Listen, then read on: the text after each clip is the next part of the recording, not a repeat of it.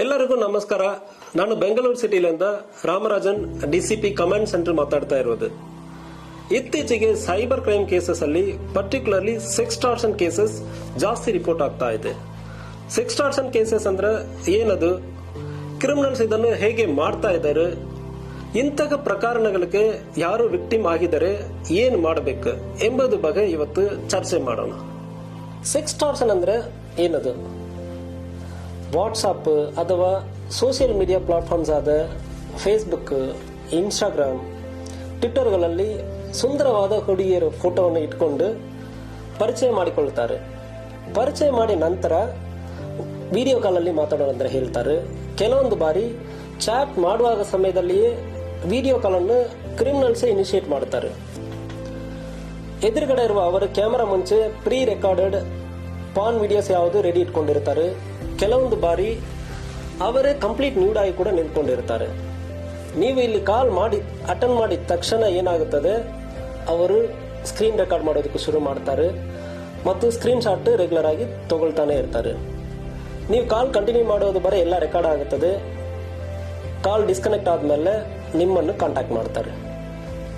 ಈ screen shots ವಿಡಿಯೋವನ್ನು ನಿಮಗೆ ಕಳಿಸ್ತಾರೆ. ನಮ್ಮ ಅಕೌಂಟ್ಗೆ ದುಡ್ಡನ್ನು ಕಳಿಸಬೇಕು, ಇಲ್ಲ ಅಂದ್ರೆ ಈ ಸ್ಕ್ರೀನ್ ಶಾಟ್ಸ್ ವಿಡಿಯೋವನ್ನು ನಿಮ್ಮ ಫ್ರೆಂಡ್ಸ್ಗೆ ಮತ್ತು ನಿಮ್ಮ ಮನೆಯವರಿಗೆಲ್ಲ ಕಳಿಸಿ ಅಂದ್ರೆ ಎದುರಿಸ್ತಾರೆ. ಕ್ರಿಮಿನಲ್ಸ್ಗೆ ಒಂದು ದೊಡ್ಡ ಅಸ್ತ್ರ ಏನಂದ್ರೆ ನಿಮ್ಮ ಭಯನೇ ಅವರ ದೊಡ್ಡ ಅಸ್ತ್ರ.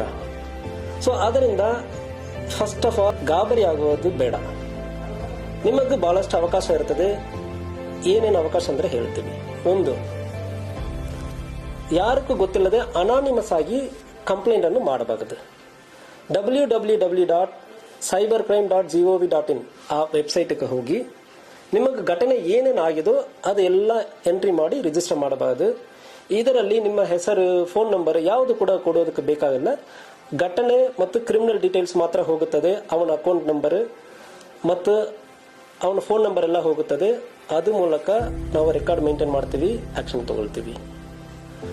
ಎರಡನೇದು 1930 ಅಥವಾ 112ಗೆ ಕರೆ ಮಾಡಿ ಏನು ಘಟನೆ ಆಗಿದೆ ಮತ್ತು ಯಾವ ಅಕೌಂಟ್ಗೆ ದುಡ್ಡು ಕಳಿಸಿದ್ರೆ ಅಂದ್ರೆ ಡೀಟೇಲ್ಸ್ ಅನ್ನು ಕೊಡ್ತೀರಂದ್ರೆ ಕ್ರಿಮಿನಲ್ ಅಕೌಂಟ್ ಅನ್ನು ಫ್ರೀಸ್ ಮಾಡ್ತೀವಿ, ಅವನ ನಂಬರ್ ಅನ್ನು ಬ್ಲಾಕ್ ಮಾಡ್ತೀವಿ.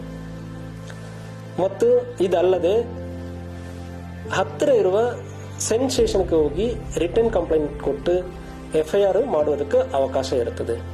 ಒಂದು ವೇಳೆ ಸೈಬರ್ ಕ್ರಿಮಿನಲ್ಸ್ ಸ್ಕ್ರೀನ್ ಶಾಟ್ ಅಥವಾ ವಿಡಿಯೋ ರೆಕಾರ್ಡಿಂಗ್ಸ್ ಅನ್ನು ಸೋಷಿಯಲ್ ಮೀಡಿಯಾ ಪ್ಲಾಟ್ಫಾರ್ಮ್ಸ್ ಅಲ್ಲಿ ಶೇರ್ ಮಾಡಿದರೆ ಪೊಲೀಸರು ಸಂಬಂಧಪಟ್ಟ ಸೋಷಿಯಲ್ ಮೀಡಿಯಾ ಪ್ಲಾಟ್ಫಾರ್ಮ್ಗೆ ಕಾಂಟ್ಯಾಕ್ಟ್ ಮಾಡಿ ಅದನ್ನು ಡೆಲೀಟ್ ಮಾಡುವುದಕ್ಕೆ ಅವಕಾಶ ಇರುತ್ತದೆ. ಇಂತಹ ಪ್ರಕರಣಗಳಲ್ಲಿ 90% ಆಫ್ ದ ವಿಕ್ಟಿಮ್ಸ್ ಇನ್ನಸೆಂಟ್ ಇರುತ್ತಾರೆ. ಆದ್ದರಿಂದ ಮನೆಯವರು ಮತ್ತು ಫ್ರೆಂಡ್ಸ್ ಡೌಟ್ ಮಾಡುವುದನ್ನು ಬಿಟ್ಟು ಅವರಿಗೆ ಸಪೋರ್ಟ್ ಮಾಡಿ.